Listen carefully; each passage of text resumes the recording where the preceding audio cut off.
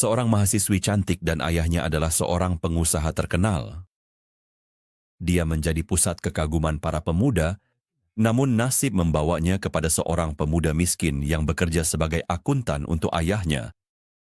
Laki-laki itu pun tergoda untuk mendekatinya dan menikahinya. Karena dia tahu betul bahwa dia akan gagal jika melamarnya secara langsung. Maka dia pun menggunakan cara licik untuk mendapatkannya melalui sihir. Ia pun mulai sering mengunjungi para dukun dan mempelajari cara-cara sihir dalam waktu singkat, lalu mulai mempraktikkannya pada gadis itu. Gadis itu mulai sering tidur, merasa lelah tanpa melakukan apapun, hingga wajahnya tampak layu, dan beberapa kali pertunangannya gagal tanpa alasan yang jelas. Ayahnya pun membawanya ke dokter-dokter terkenal untuk berobat, namun tidak membuahkan hasil. Akhirnya, akuntan itu mendekati keluarganya dengan mengaku sebagai penyembuh sihir. Ia pun memberinya kertas-kertas bertuliskan jampi-jampi yang harus dilarutkan ke dalam air untuk diminum, dan kertas lain yang harus ditempelkan ke tubuhnya, hingga warna kulitnya berubah menjadi seperti monyet, sebagian besar rambutnya rontok dan ia pun menjadi seperti boneka.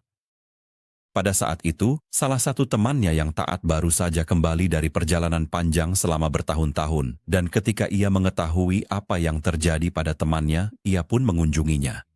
Pada pertemuan pertama mereka, ia mulai membacakan surah Al-Baqarah, As-Saffat, Al-Mu'minun, Yasin, dan Ruqyah Syar'iyah pada air yang diminum dan air yang digunakan untuk mandi di luar kamar mandi, guna menghilangkan jampi-jampi yang menempel di tubuhnya. Kemudian ia menasihati temannya untuk membaca Al-Quran, khususnya surah Al-Baqarah, dan mendekatkan diri kepada Allah dengan salat malam. Gadis itu pun melaksanakan dengan penuh cinta semua yang diminta darinya. Dengan izin Allah Ta'ala, gadis itu sembuh dalam 2 hari dan kembali ke keadaan normalnya, serta mulai rajin salat, membaca Al-Quran, dan hadis Nabi sebagai bentuk syukur kepada Allah.